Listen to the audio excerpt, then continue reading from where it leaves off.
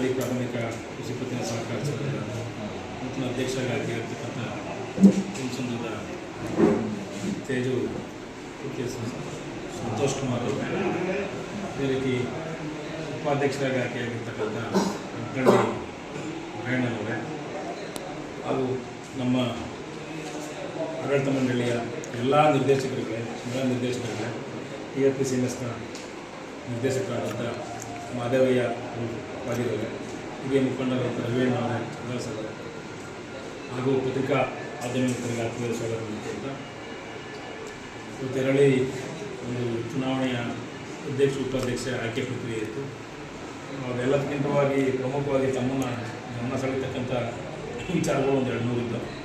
ಅದನ್ನು ನಾನು ಪ್ರಮುಖವಾಗಿ ಹೇಳೋದು ಯಾವ ವಿಚಾರನಪ್ಪ ಅಂದರೆ, ಹಿಂದೆ ನಾವೇನು ರೈತ ಬೆಳೆದಂಥ ಬೆಳೆಗೆ ಬೆಂಬಲ ಬೆಲೆ ಸಿಗಲ್ಲ, ರೈತ ಕಷ್ಟದಲ್ಲಿರ್ತಕ್ಕಂಥ ರೈತರು ನೆರವಾಗಬೇಕು ಅಂತ ಎಲ್ಲ DCC ಬ್ಯಾಂಕು ಈ ಹಿಂದಿನ KCC ಬೆಳೆ ಸಾಲವನ್ನು ಶೂನ್ಯ ಬಡ್ಡಿ ದರದಲ್ಲಿ ಕೊಡ್ತಕ್ಕಂಥ ವ್ಯವಸ್ಥೆಯನ್ನು ನಾವು ಮಾಡ್ಕೊಂಡಿದ್ದೇವೆ.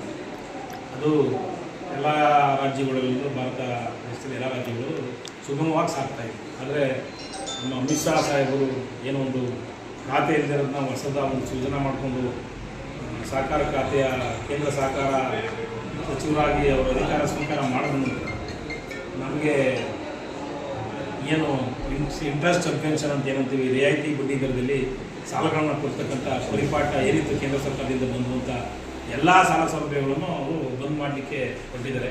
ಭಾಗಶಃ 60% ಇಂಟ್ರೆಸ್ಟ್ ಸಬ್ವೆನ್ಷನ್ನ ನಿಲ್ಲಿಸಿದ್ದಾರೆ. ಇಂಟ್ರೆಸ್ಟ್ ಸಬ್ವೆನ್ಷನ್ ಅಂತಂದರೆ ರಿಯಾಯಿತಿ ಬಡ್ಡಿ ದರದಲ್ಲಿ ಕೊಡ್ತಕ್ಕಂಥ ಸಾಲಗಳನ್ನ ಸ್ಟಾಪ್ ಮಾಡ್ತಾವ್ರೆ. 60% ನಿಲ್ಲಿಸ್ಬಿಟ್ಟವ್ರೆ.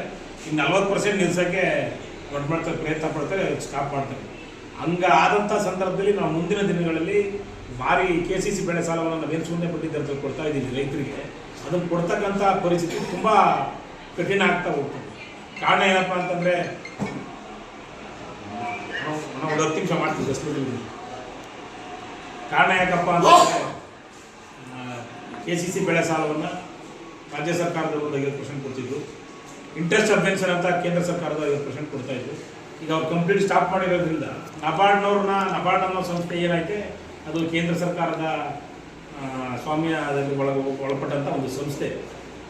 ಅವರು ಹೇಳ್ದಂಗೆ ಅವರು ಅಧಿಕಾರಿಗಳು ವರ್ತನೆ ಮಾಡ್ತಾರೆ. ನಮ್ಮ ನಬಾರ್ಡ್ನವ್ರು ಕೇಳಿದ್ರೆ ನೀವು 1,000 ಕೋಟಿ ಬೇಕಾದ್ರೆ ತಗೊಂಡು ರೈತರಿಗೆ ಹಂಚಿ, ಬಟ್ ನಾವು ಶೂನ್ಯ ಬಡ್ಡಿ ದರದಲ್ಲಿ ಕೊಡಲ್ಲ, ನಾವು ಇಂಟ್ರೆಸ್ಟ್ ಕೊಡ್ತೀವಿ ಅಂತಾರೆ. ಈಗ ನಾವು DCC ಬ್ಯಾಂಕಲ್ಲಿ ಕಳೆದ 2-3 ಬ್ಯಾಚ್ನ ಬಡ್ಡಿಗೆ ತಂದ್ಬಿಟ್ಟು ಕೊಟ್ಟಿದ್ದೀವಿ ರೈತರಿಗೆ. ನಾವಲ್ಲಿ ನಬಾರ್ಡ್ನಲ್ಲಿ ಬಡ್ಡಿಗೆ ತರೋದು, ಇಲ್ಲಿ ನಾವು ರೈತರಿಗೆ ಪಾಪ ಸಂಖ್ಯಾತರಿರ್ತಕ್ಕಂಥ ರೈತರಿಗೆ ಅನುಕೂಲ ಆಗಲಿ, ನಮ್ಮ ರೈತರು ಬ್ಯಾಂಕ್ ಅಂದ್ಬಿಟ್ಟು ನಾವು ಶೂನ್ಯ ಬಡ್ಡಿ ದರದಲ್ಲಿ